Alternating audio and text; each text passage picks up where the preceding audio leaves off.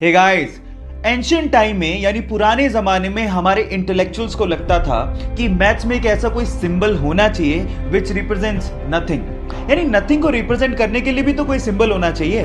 सो इसी को ध्यान में रखते हुए 5th सेंचुरी में एक इंडियन मैथमेटिशियन आर्यभट्ट ने जीरो को इन्वेंट किया। And let me tell you guys, zero का जो सिंबल दिया गया था वो हमारे पुराने मंदिरों, स्पेशली ग्वालियर के मंदिरों के दीवारों पे खुदा हुआ आप लोगों को दिख सकता है।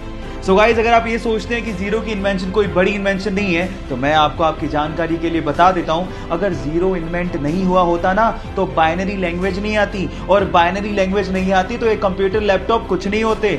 जब शून्य ना देता भारत तो चांद पे जाना भी मुश्किल था। क्या आपको पहले से बात पता थी? और नहीं पता थी तो चैट सेक्शन में लिखना मत भूलिएगा। अगर मैं आपसे अभी समय पूछूं तो आप अपने स्मार्ट वॉच या फिर अपने स्मार्टफोन से मुझे समय एएम या फिर पीएम में बताएंगे, पर सवाल यह है कि एएम और पीएम का मतलब आखिर होता क्या है। तो मैं आपको बताता हूं। हमारे पूरे दिन को 12-12 घंटे के इक्वल पार्ट्स में डिवाइड किया गया है। दोपहर 12 बजे के पहले का समय हम लोग एएम, जबकि दोपहर 12 बजे के बाद के समय को हम लोग पीएम में बताते हैं। अब एएम का मतलब होता है एंटी मरीडियन, यानी कि दोपहर 12 बजे से पहले, और पीएम का मतलब होता है पोस्ट मरीडियन, यानी कि दोपहर 12 बजे के बाद। अब ये भूलिएगा मत। क्या आपको पहले से बात पता थी? और नहीं पता थी तो चैट सेक्शन में लिखना मत भूलिएगा। गाइस, आप लोगों ने किसी भी नदी के ऊपर से गुजरते ब्रिज को तो देखा होगा। वो ब्रिज इसलिए बनाए जाते हैं ताकि नदी के एक तरफ से दूसरी तरफ तक ट्रैफिक को ले जाया जा सके।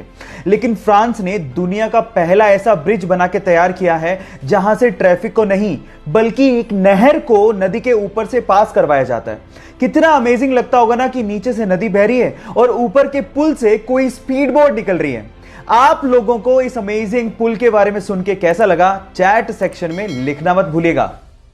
गोल्ड यानी कि सोना रईसी की पहचान मानी जाती है, लेकिन सवाल यह है कि अर्थ की क्रस्ट में तो बहुत सारे मेटल मिलते हैं, फिर गोल्ड को ही इतनी तवज्जो क्यों दी जाती है? मैं आपको बताता हूं। गोल्ड एक ऐसा मेटल है जिसपे कभी जंग लगती ही नहीं है।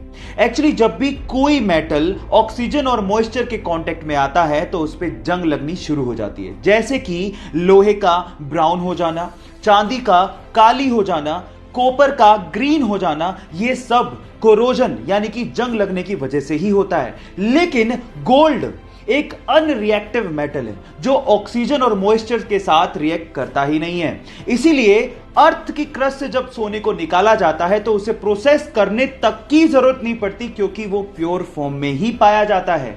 क्या इसके पहले तक गोल्ड की एक खासियत आप लोगों को पता थी? और अगर नहीं पता थी तो चैट सेक्शन में लिखना मत भूलिएगा। धर्मेश सर, जमीन से उठकर आसमान तक को छूने की कहानी है इस बंदे की। बचपन से ही डांस के लिए दीवानगी थी। पापा की चाय की स्टॉल थी, इतना पैसा अफोर्ड नहीं कर सकते थे, फिर भी उसकी दीवानगी को देखते हुए उसे डांस एकेडमी ज्वाइन करवाई। 10 किलोमीटर उसे साइकिल पर छोड़ने जाते और उसे लेने भी जाते। इस बंदे ने भी पापा की पूरी हेल्प की, चाय के स्टॉल पे काम किया, चपरासी की तरह भी एक जगह काम किया, लेकिन डांस के अपने पैशन को कंप्लीटली फॉलो करते रहा। एक दिन किस्मत बदली और डांस इंडिया डांस के ऑडिशन में छा गया। उस ऑडिशन को आज भी 30 मिलियन से ज्यादा व्यूज यूट्यूब पर आ चुके हैं। उसके बाद उसने पीछे मुड़ के कभी नहीं देखा।